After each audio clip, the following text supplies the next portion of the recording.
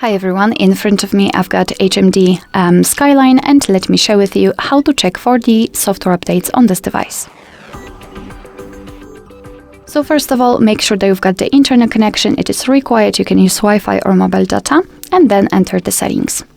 Here we have to scroll down to the very bottom and find the system option.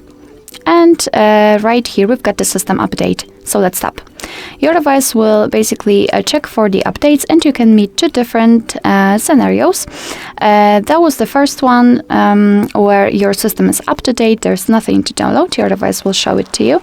And the second scenario is where your device will actually find the update. It will of course show you the information about it, what has been fixed, what has been added, and then you will be able to simply tap on download or install or update, something like that, and your device will of course apply the update to the system.